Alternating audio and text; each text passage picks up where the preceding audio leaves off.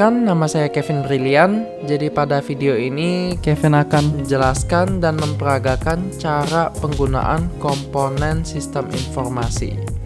Sebelum kita masuk ke komponen sistem informasi, sebelumnya apa sih sistem informasi? Jadi sistem informasi menurut John F. Nash adalah kombinasi dari manusia, fasilitas ataupun teknologi, media, prosedur, serta pengendalian yang memiliki maksud untuk menata jaringan komunikasi yang penting, proses maupun transaksi tertentu secara rutin, membantu manajemen, serta pemakai intern maupun ekstern, dan juga menyediakan dasar dari pengambilan keputusan yang tepat. Tentunya sistem informasi merupakan gabungan dari beberapa komponen. Jadi pada komponennya itu ada namanya hardware, software, media komunikasi, data, orang, dan prosedur atau proses. Jadi nanti akan Kevin jelas satu persatu.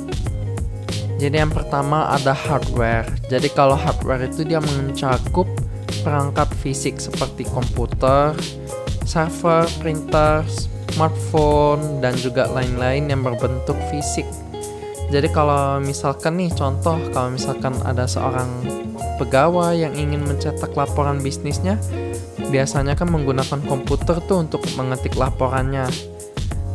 Lalu untuk mencetak berbentuk hard copy-nya itu menggunakan printer. Itu contoh prakteknya ya teman-teman.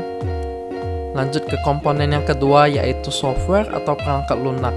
Jadi kalau perangkat lunak ini dia biasanya berbentuk aplikasi untuk mendukung kerjanya si hardware. Jadi kalau aplikasi di dalam sistem informasi ini umumnya memiliki bentuk suatu program yang dirancang guna menangani tugas tertentu untuk penggunanya.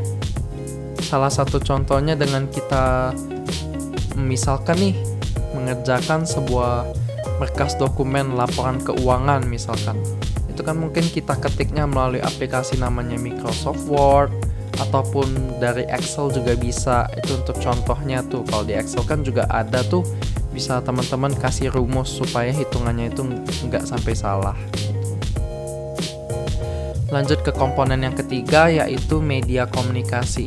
Jadi kalau media komunikasi ini termasuk jaringan komputer, perangkat jaringan, dan infrastruktur yang memungkinkan pertukaran informasi antara komponen sistem dan juga pengguna. Contohnya nih ketika teman-teman mau mengirim email pada rekan kerja untuk bagiin laporan. Jadi untuk media komunikasinya itu kan bentuk jaringan, misalnya kayak internet, dan perangkat seperti komputer dan juga email klien. Jadi teman-teman gak harus langsung kasih hard copy, jadi melalui jaringan internet juga teman-teman bisa langsung membagi laporan teman-teman. Lanjut yang keempat yaitu data. Jadi kalau data itu merupakan informasi yang masuk ke dalam sistem informasi yang kemudian diolah menjadi informasi yang bermakna. Jadi kalau teman-teman banyak mengumpulkan data, itu bisa menjadi sebuah informasi. Misalkan kita adalah seorang kasir di toko dan juga kita masukin data tentang penjualan, misalkan barang yang dibeli dan harganya juga ke dalam sistem informasi penjualan. Data ini kemudian digunakan oleh sistem untuk menghasilkan laporan penjualannya. Lalu yang kelima ada orang. Orang ini ada pengguna terakhir, pengembang, dan administrator yang terlibat dalam penggunaan pengembangan dan pemeliharaan sistem informasi. Contohnya sebagai pengguna akhir, kita juga dapat memproses aplikasi di komputer, mengakses dan memproses data juga. Lanjut ke komponen yang terakhir yaitu prosedur dan proses. Jadi prosedur dan proses ini merupakan langkah-langkah dan metode yang digunakan dalam pengumpulan, pengolahan, dan juga penggunaan data dalam sistem informasi. Contohnya ada prosedur yang harus diikuti dalam mengisi formulir online untuk pengajuan cuti di tempat kerja. Proses ini mungkin melibatkan langkah-langkah yang harus diikuti oleh karyawan dalam organisasi. Sekian video dari Kevin tentang komponen sistem informasi.